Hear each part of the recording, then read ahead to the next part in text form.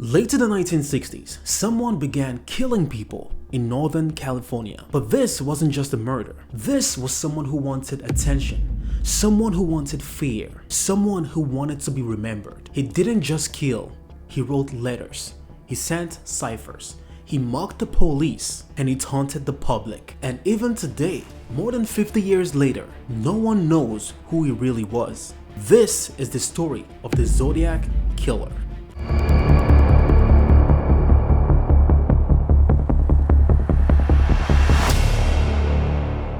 Just before midnight, David Faraday, 17 years old, is parked on a quiet stretch of road near Bernicia, California. He's on a first date with 16-year-old Lou Jensen. The road is dark, isolated, the kind of place teenagers go when they just want to be by themselves. At this point, another car pulls up, and what happens next unfolds in seconds. David is shot in the head at close range, and Betty Lou tries to run. She doesn't make it far. She's shot 5 times in the back, and of course, there is no witness. Just 2 teenagers dead on a cold roadside. At the time, police don't realize it yet, but this is just the beginning. 6 months later, July 4th, 1969, fireworks light up the sky in Vallejo, California. Darlene Ferrin, 22, is sitting in her car with a friend, Mike Majot, at Blue Rock Springs Park. Another car pulls up. The driver leaves, then returns. This time, he doesn't hesitate.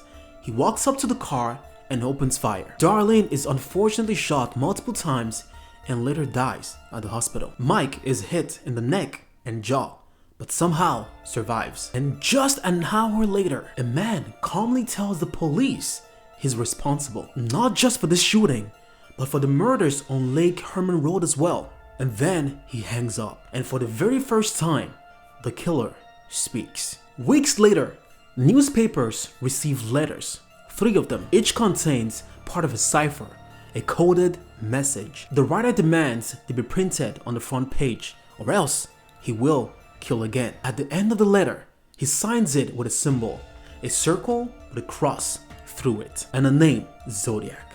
When one cipher is cracked, the message reads like a confession mixed with a threat. He says he enjoys killing. He says it's more fun than hunting animals. And he claims his victims will become his slaves in the afterlife. This isn't someone trying to hide. This is someone trying to perform. September 27, 1969, Lake Berryessa.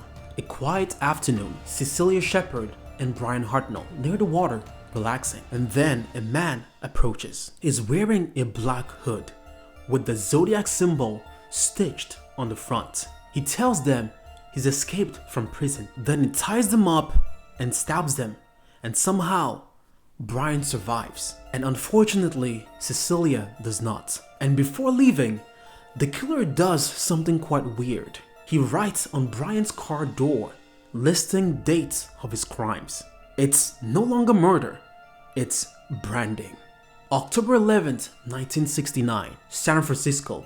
Taxi driver Paul Stein picks up a passenger. The ride seems pretty normal until it ends. And how, you might ask?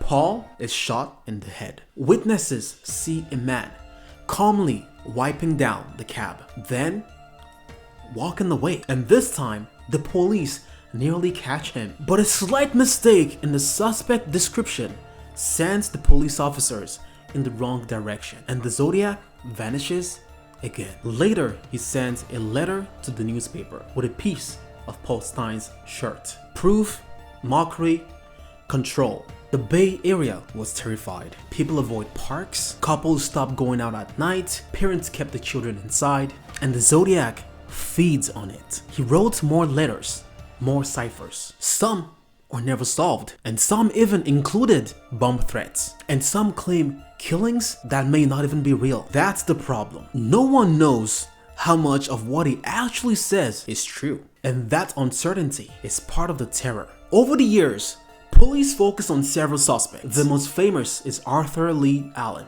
He owned weapons, he lived nearby, people close to him were suspicious, but no physical evidence ever sealed it. Fingerprints don't match conclusively, and DNA doesn't confirm it. And slowly, the trial goes cold. The letters stopped, and the Zodiac disappears. Decades later, amateur codebreakers solve the remaining ciphers, but it doesn't reveal a name, just more taunting, more ego, more mystery. And that's the truth about the Zodiac killer. He wanted fear and he wanted to be remembered. And in that sense, he won. The Zodiac killer was never caught. No arrest, no trial, no final answers. Just letters, symbols, and unanswered questions. And maybe that's why this case still lives in people's minds, because the scariest stories are not the ones with endings. They are the ones where the killer walks away and takes the truth with him. And somewhere out there, the Zodiac's real name may still exist, known only to the person who wrote those letters, and never to the rest of us. If you want more deep dives into murders, mysteries, and cases that went unresolved, make sure to subscribe and leave a comment. And of course, don't forget to turn on your notifications. And I'll see you guys next time.